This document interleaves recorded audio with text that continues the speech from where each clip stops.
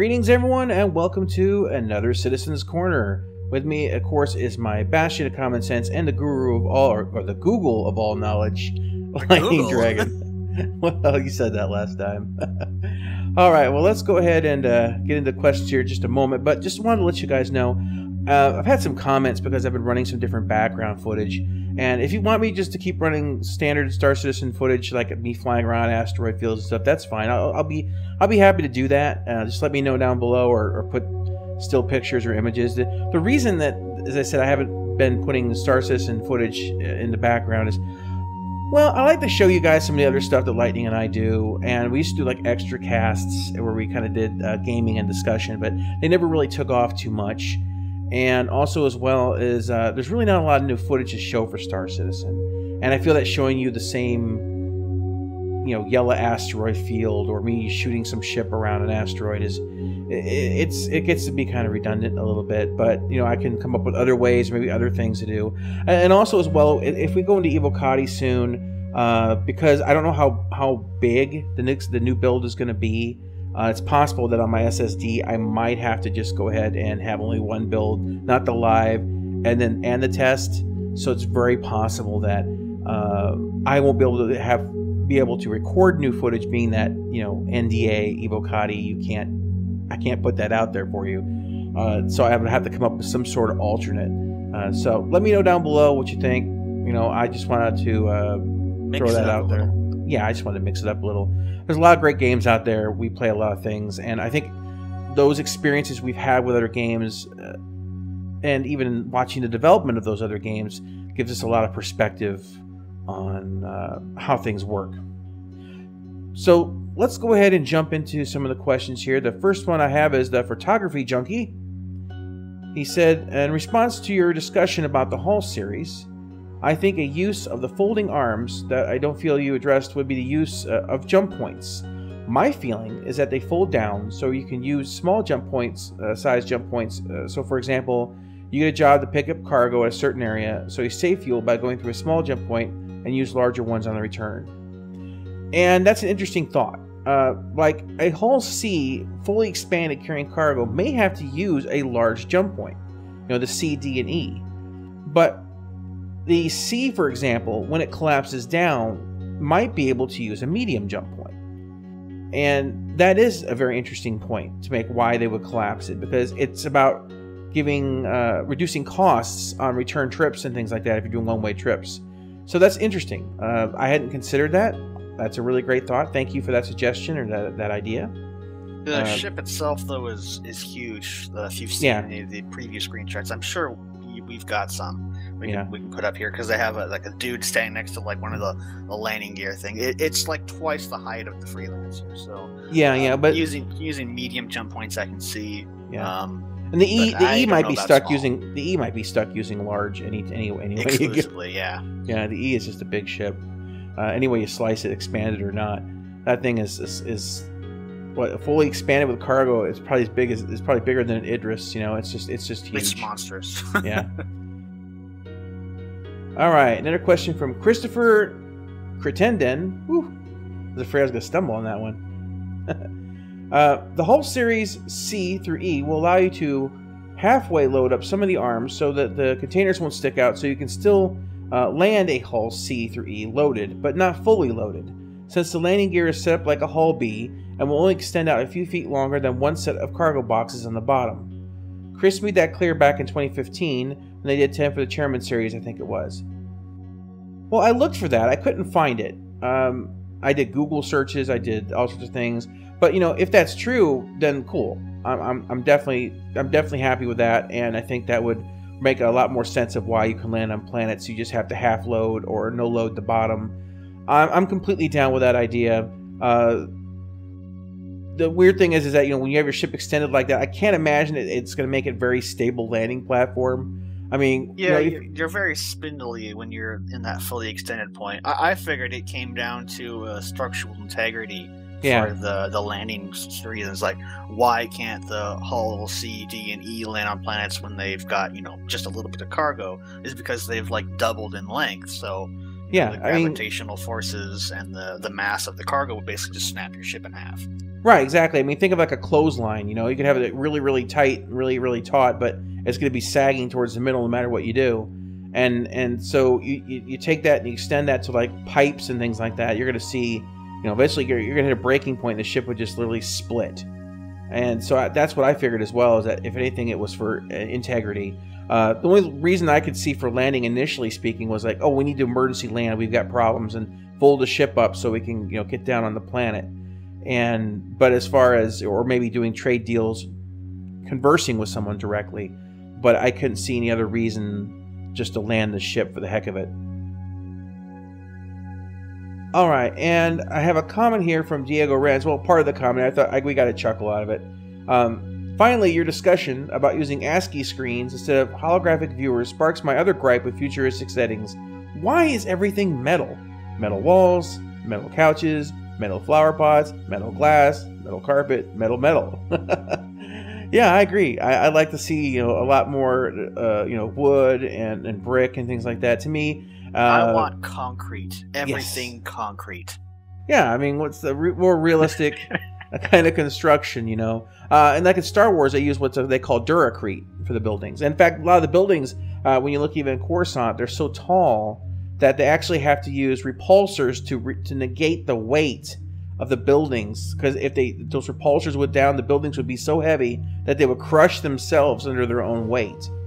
And so that's how they got around the engineering limitations, was by simply reducing the load artificially. So yeah, I mean, I like to see different metals, different metals, more metals. Different metals. No, but you know, different materials. There, you know, wood, concrete, metal. But you're right, things do sometimes in sci-fi games get a bit too Day the Earth Stood Still, where everything's just kind of shiny and metal, and I don't really, you know, chrome. Hatu Vrata Nix. Sorry. All right. Next comment is from Brandon. Relax, Lightning. Yes, Lightning, relax. Chillax. I would like to point out that I am normally a really chill person. I only ever get frustrated when games do things stupid. For the most part, I really don't care about things. That's true. He's typically one of the most relaxed people I know. And but one thing about him is he hates stupid things. Stupidity annoys me. It's one of my buttons. Relax. Press the button. Stand back and watch. Clifford Ashing states, they shouldn't give ships away or anything for free. What they need to do is add the ship vendor in-game for 3.0 and let people work towards in-game purchasing. You know, I completely agree. I absolutely agree. They need to test the economy. They need to allow at least the base models of everything to be purchasable in the test universe. Like, if they want to, like, still incentivize people to buy actual ships, like, for example, well, you can get the Hornet, but you can't buy the Super Hornet in the game or something like that. That way, if they still want to incentivize ship sales, but they should allow you to at least earn up the money to get the baseline of every ship type. Oh, I want to get a Freelancer, the base model. I want to get a Connie. I want to get this. I want to get that. So that, yeah, you can test out the economy, so that players aren't locked out of testing the game mechanics, because that's really the most important part of this. They should be able to go ahead and get a Nox, or rent a Nox or buy a Nox. They should be able to for the ground exploration. My point, and why I said that we should be getting like a free ground vehicle, is, for example, the people that only have an Aurora package. If they just picked up the game, they only have the Aurora package, they have no rack points, no in-game money, they've never played the PU, they're only waiting for 3.0, for example, or one aspect of 3.0 when planets come in. They can take out their Aurora, it doesn't matter which model it is. They can fly to the planet, they can walk around the planet, but that's it. They can't do anything else on that planet. So why can't there be like a loaner vehicle that's ground only? It can't go into space. Yeah, even if it's just a rental for, oh, we want to rent this for, I don't know, 100 UEC, and you take it, rent it for an afternoon, and I don't know, something like that. That if you can't carry something down to a planet, that you can at least rent one down there if your ship doesn't let you. Exactly. That's mostly what I meant. Yeah, I think, and I hope that they do something like that. But I see I see that as a real possibility, something they may have already considered. I mean, they're pretty smart guys. They want people to test their game. I don't see them as locking them out from such a critical piece of content just because you haven't purchased it. It's more important in a sense that, if you purchase it, that's there for you when the game goes live. I'd rather they open up some of these ships and some of these options to everyone who's just in the testing phase. And besides, it's great advertisement. You'll fly something and you'll like it. You may say, man, I want to start with this ship. So you go buy it. I mean, I don't see that being a downside to letting you fly things or play with things you don't currently own. Jonathan Hurley. I could be wrong, but I think they said that the PvP slider was no longer going to be a thing. So now we're getting to the PvP section a little bit. So we're going to address some of that because, yeah. Eric, put down your torches and pitchforks, or maybe pick them up. So we did some research on that, and that seems to be a rumor. Now, there was a German magazine that had an interview, and I don't have a translation, but it's been discussed in the forums recently, that they're still looking at how to implement it. It's not nailed down in stone yet, but it's not gone. It's just not nailed down in stone how it's going to work. So no, that they say the rumors of my demise are greatly exaggerated. So there is actually going to be some sort of mechanic for a PvP slider or toggle or whatever. It's just that they haven't determined what that is, and we'll get into that a little bit later on as we move down through these questions. All right, from Manta. Sorry for the long post, but let's all be honest here. We all want the threat/thrill of PvP, but without the asshats that sometimes come with it. As someone pushing 40, I've done my PvP in Quake and others as the years have gone by. As you said, I play games to relax and enjoy my free time now. But that's me. I'm a dad on the weekend/weeknight. And even I won't have the slider all the way to PvE. I like the potential for conflict. As such, I will plan the best I can and execute my plan. If I get interdicted/killed by player pirates, so be it. That's the verse, and it should be a dangerous place no matter my slider settings. Lots of others enjoy PvP over PvE, and that's awesome. It's when a bunch of F-wads start ruining the experience that people want to throw their hands up at PvP. For this game to work, it has to find a balance for both kinds of players, and that's a big challenge. The developers can't do it alone through mechanics. It takes a flexible community willing to make compromises and police itself. It takes a village to keep the trolls away. I guess that's what I'm saying. Another great discussion. Keep up the great work. Cheers. Yeah, and I can definitely understand that perspective. I really can. For me, when it comes to PvP, it's not the PvP that bothers me. I did PvP for a long time. Heavily. That's all I did. A lot of times it is the attitude that wears me thin. Like if you get blown up by an NPC, you're like, crap, or whatever. Or if you fly badly and hit an asteroid, you're like, I gotta do better. I gotta learn. You move on with your day. You may be a little pissed off or whatever, but then if that happens when you're confronting another player and you're like, man, I gotta take practice. And then there comes the barrages of get good, scrub, pwn, or the tea bags or those kind of things. That kind of wears on people, and they just don't want to deal with it. And some people say, harden up or get tougher skin or whatnot. But,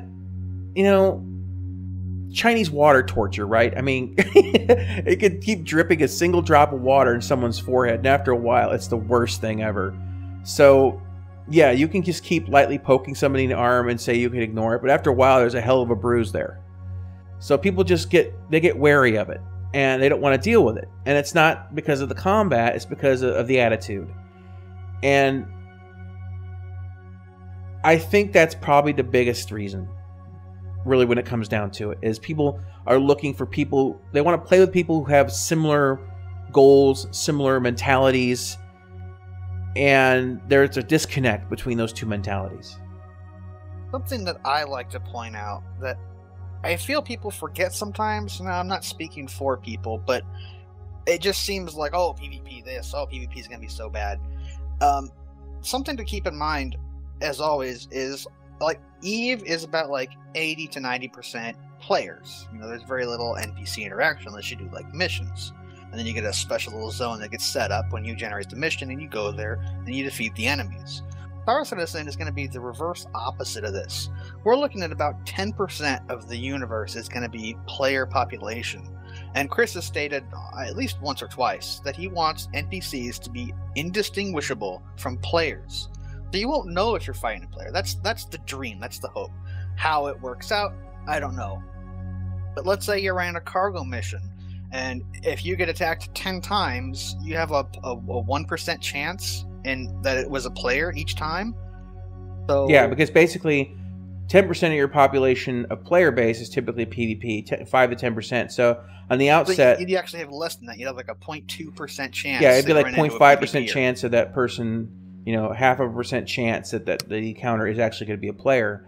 That is definitely something to consider as well. And sometimes, though, half a percent is still daunting to some people because they just don't want to deal with the attitude. But yeah, I mean, the thing is, like, 0.5%. I mean, 1 is more than 0 always. So if you have any percent chance to run into someone who's going to grief you or just be a troll, you're going to be like, ugh, I don't want to play a game with trolls. Like GTA, for example, right? Sure, there's a lot more percentage of griefers in like something like GTA. But like every time someone joins, you don't know, are they going to grief or not, because it's always a player. But in Star Citizen, if you get interdicted or something, I mean, 9 times out of 10, or rather 99 times out of 100 probably, it's just an NPC.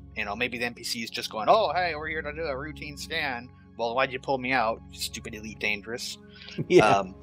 Or maybe it's like, aha, we've got you now, and then you just blow them away because it's like it's a Avenger or something, and you're in something big that's got guns. So that kind of encounter, it mixes things up. It makes the travel a little bit more interesting. And one of those things is they haven't established how often it's going to happen. They don't want it to happen all the time, but they don't want it to happen not at all. So I mean, 3.0 is really when all these kind of game ideas and game mechanics are going to mesh together. So maybe it's just me, but I think people are making a big deal out of this when we have absolutely no idea how any of it's going to work. Maybe it'll be bad, maybe it'll be fine. Yeah, and I agree with that respect. Is that we have to see how the omelet cooks before we decide if the omelet tastes good or not. It's one of those things that there's still too many mechanics, and we don't have that slider right now. It is very much a free for all in the persistent universe. You never know what you're going to walk into. It's GTA Citizen. Yeah, it's very much GTA. It's just smaller population. Yeah, especially because you don't even have any NPCs at all, so that everyone you encounter is a player. Jose A. Ramos states, the outcomes and game styles desired by PvP and PvE are at complete odds, particularly in games such as Elite Dangerous and Star Citizen, where the combat can be completely asymmetric. The only game I found that was pretty popular on both sides was the original Guild Wars, and that's mostly due to the fact it separated the modes. One of the big reasons I bought into the Star Citizen project was the promise that we'd be able to choose the amount of interaction with other PCs in the persistent universe. I really don't have the inclination to waste time with griefers, gankers, or anti-socials in an uncontrolled environment. I want a game that I can play co-op with my friends without having to endure random strangers. And Lightning and I, we'll be honest with you, most times we play Elite Dangerous, I'd say pretty much every time, we do it in our own closed session. I don't know if we've ever played it online. I played it online a couple times. But I like the closed session because we can just bomb around, we can have fun, don't have to worry about exactly what you're getting into every time. Right. And closed session is one of those things I thought that might be a real possibility as a Star Citizen feature.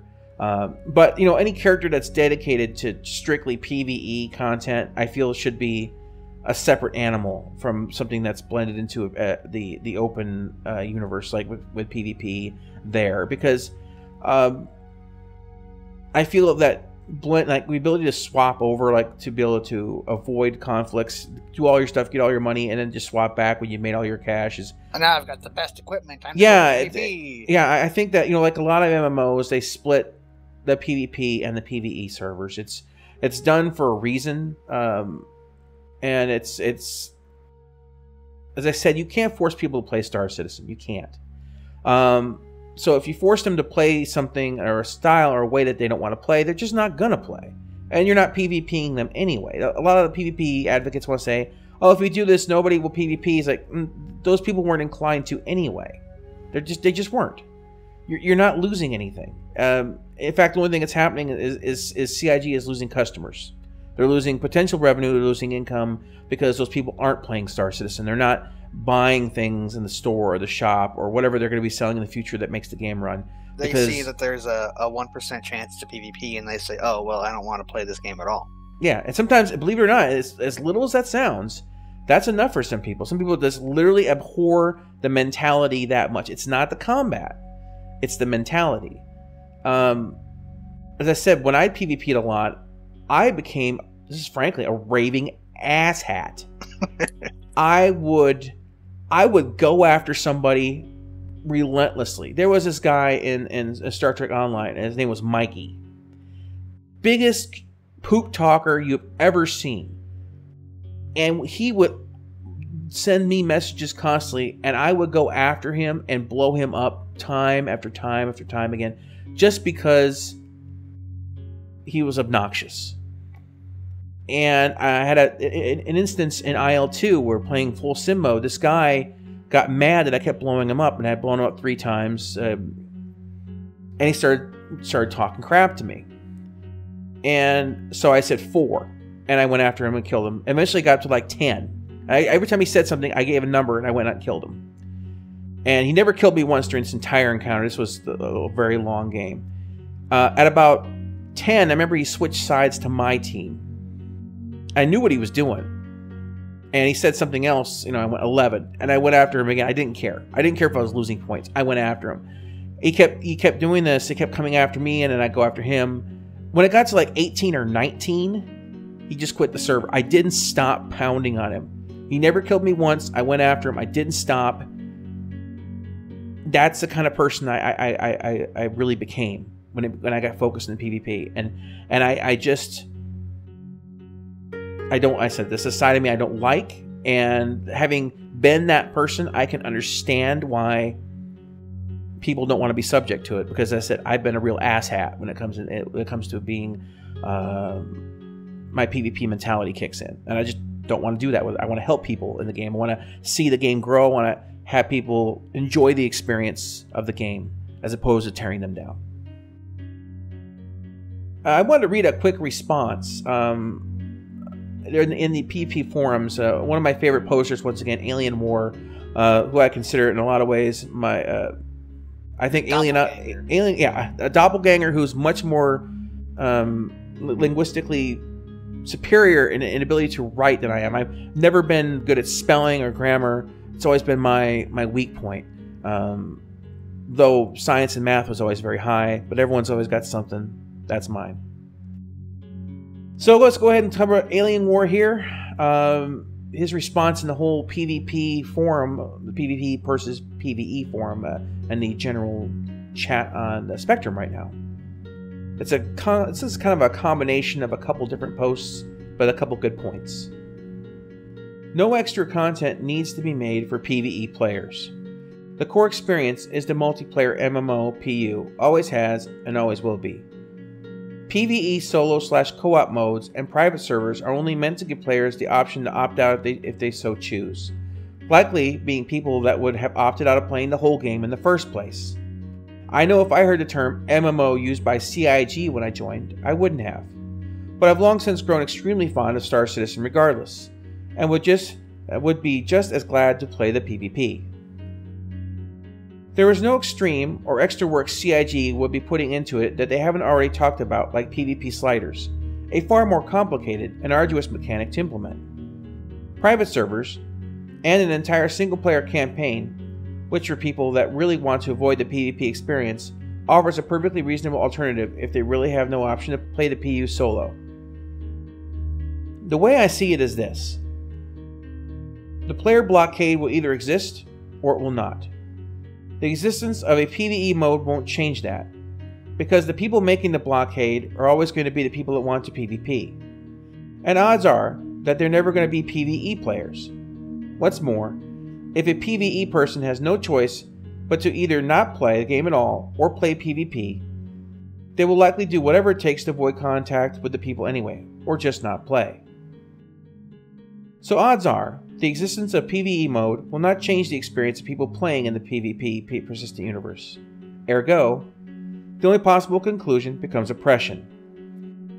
Not wanting a PvE mode is merely another form of oppressing others, upon others, one's own preferences without any good reason. It's like saying, there's some guy on the other side of the world that doesn't like Star Wars, so I'm going to take a 24-hour flight, drive up to his house, and beat him into liking Star Wars because I like Star Wars. You can get your PvP-only game, but that will never amount to getting people to go against their preferences because they are your preferences. All things being equal, odds are a PvE mode will instead mean more backers that otherwise would not have bothered, and thus more funding. Which actually means in the end, arguing against a PvE mode is arguing against a better experience and game for yourself and against CIG getting more money.